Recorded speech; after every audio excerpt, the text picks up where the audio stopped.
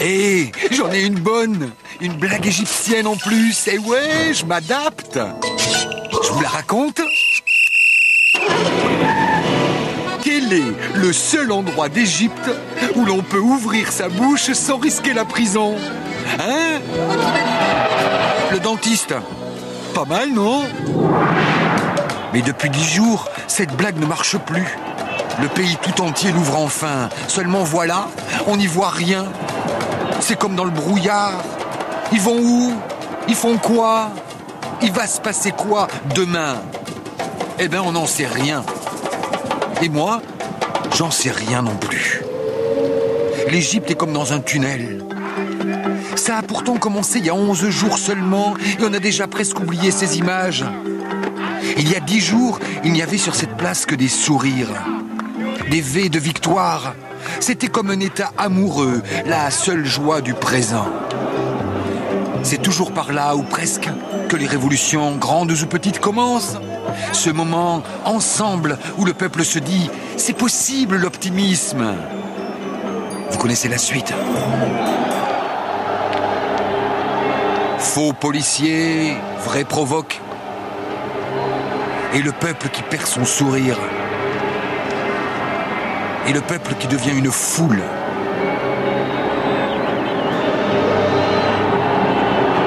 Une foule métamorphosée par la violence dont elle vient d'être victime.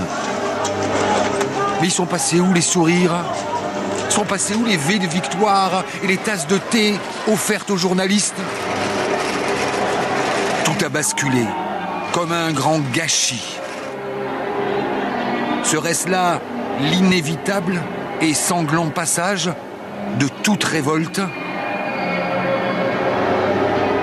En voyant cette tragique métamorphose, tiens, me revient tout à coup une phrase pour comprendre l'horreur de cet instant.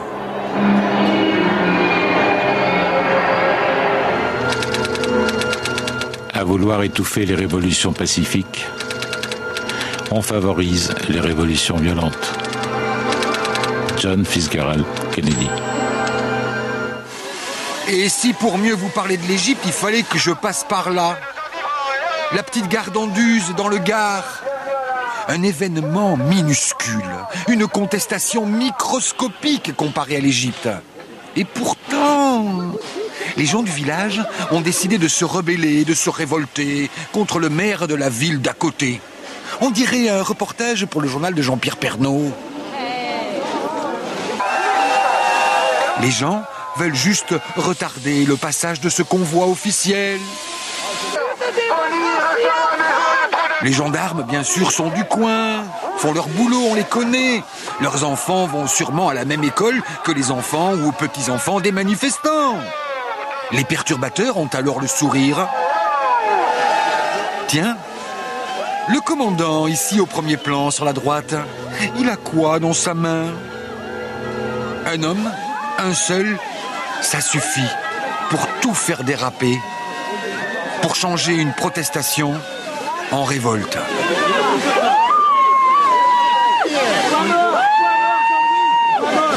une honte tout ce que vous faites là. C'est une honte.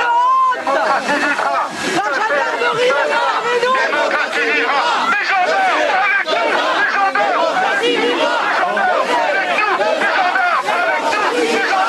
nous. Les gendarmes avec nous. Ça saute au visage, non?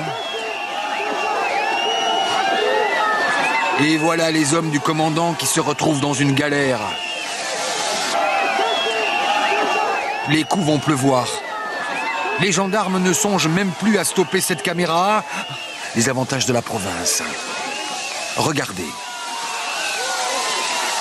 Je vous rappelle qu'il y a 5 minutes, cette protestation était, comment dire, pacifique et souriante. Reste alors le fameux savoir-faire des forces de sécurité françaises. Vous voyez ce que je veux dire?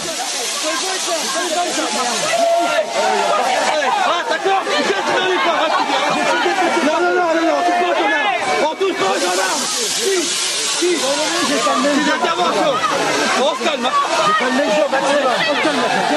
C'est filmé par les manifestants eux-mêmes. La télé locale ne s'était même pas déplacée. Ah, ils ont raté ça, les Tunisiens.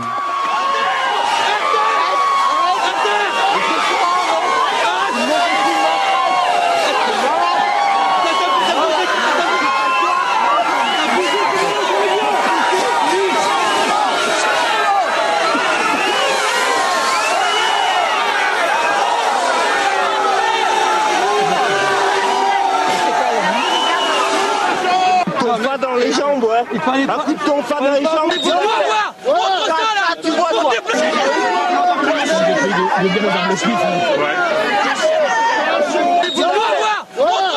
Tu vois quoi? C'est quoi ton grade? Tu vas voir. C'est moi les gars.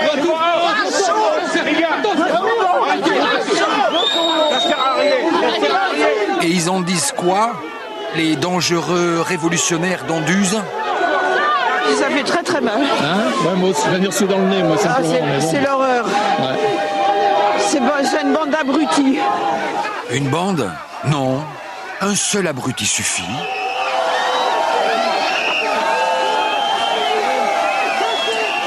Et comme disait l'autre, À vouloir étouffer les révolutions pacifiques, on favorise les révolutions violentes.